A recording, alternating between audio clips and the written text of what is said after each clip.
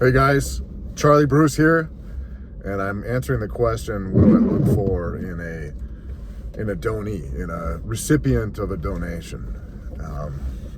It seems to me like there's kind of a dichotomy between two groups of women who tell me on one hand that they can never find a donor, they've been looking for years, they can't find somebody, and then another group would just tell me that they get bombarded by donors. And I think, there's probably a bit of a sexual element to that. Like, a lot of donors aren't being forthright about what they're really trying to do. But I think that, there are certain characteristics that I look for, and there's probably ways that you could portray yourself and things you could highlight that make you more attractive to donors. And, I'll just kind of go through the things that matter to me, and they might matter to a lot of people. Intelligence is important. I'm not intimidated by intelligent women. I like to have intelligent conversations. I certainly think that, it's going to benefit the child ideally. And so, I do try to suss that out in conversations. Education's nice. It's not as important. I'm not an education snob. I have a good education, but I don't think that all it says to me is the ability to apply yourself to a task and see it through for years at a time, right? Which obviously suggests that you're going to be able to do that when it comes to motherhood. I think athleticism is nice. I think that kids gain a lot of confidence through athletics. They gain a lot of, sociability through athletics. It certainly gave me a lot of confidence. And that's not to say I was good at every sport. In fact, I was abysmal at soccer. I hated soccer. But I really liked football. I liked playing defensive end. I liked playing linebacker. I liked sacking the quarterback.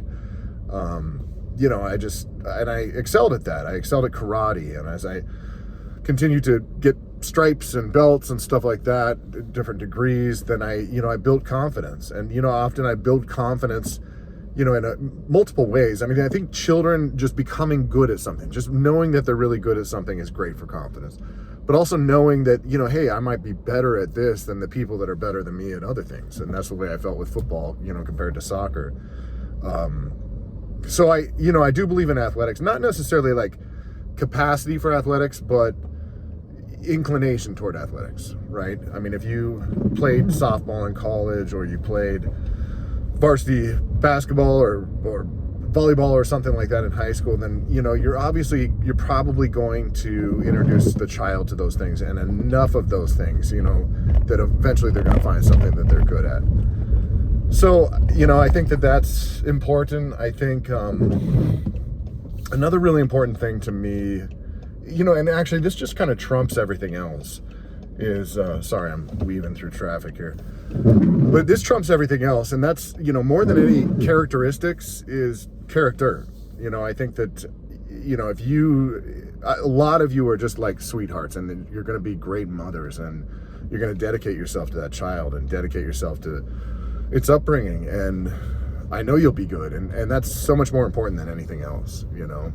And that's not something you can really flag for me, right? You can't say, hey, Charlie, I'm going to be an amazing mom, or I'm going to shower the child with love. I mean, if you tell me that, I'll take it at face value, but I look more for subtleties.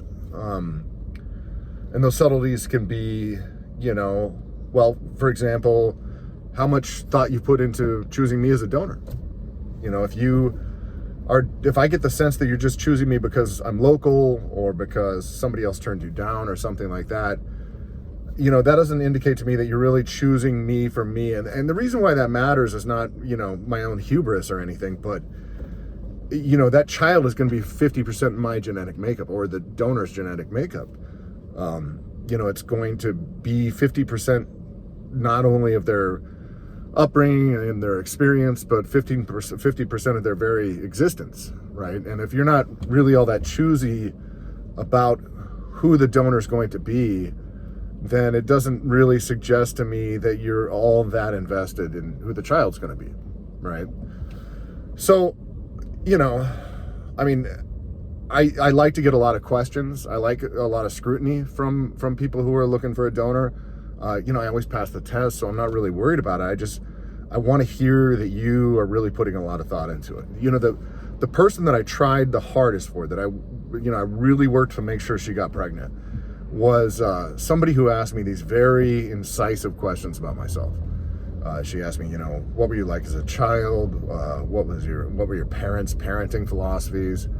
And I could tell she was so invested in making the right decision that I was just over the moon about her. And I drove hours, if you add up all the time that, and I would go visit her during her ovulation, or we'd meet during her ovulation more days than I normally would, just because I wanted to make sure it happened for her. And, I understand if you don't, if you feel like a lot of your questions are answered, right? You don't necessarily have to ask me a lot of questions. I put videos out there, I make posts, stuff like that. And perhaps, your questions are already answered by that. But, in that scenario, I like to hear, oh my gosh, Charlie, I've been in these Facebook groups for 10 months and I, talked to potential donors, and I didn't find that any of them were the right guy, but, I watched your videos and I definitely think you're the right donor for me. Well, that's great. I mean, you don't have to ask me a lot of questions. I know now that you're completely invested in picking the right donor. And so I find that really appealing.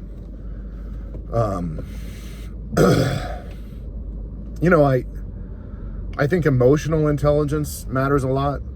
And again, that's something that it's a subtlety that I have to pick out of the conversation. But I think one of the biggest mistakes we make as parents is a lack of patience. It's certainly one of my biggest mistakes. And I think lack of patience comes from a lack of empathy. And if you can't empathize with a child, you're necessarily not going to be patient. Children are so trying. Even the sweetest children are so trying and so difficult. And it's just impossible to be patient if you don't really get into their head and understand why they are the way they are and empathize with them.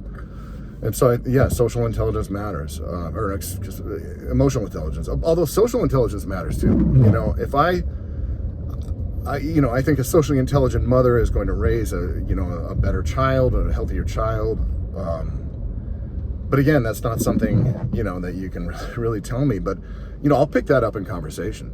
If we're communicating and it's a really flat communication, a socially intelligent person knows to give the other person stuff to work with, right? So you say something to me, I work with it, I riff off of it, and then I say something back to you that you can work with.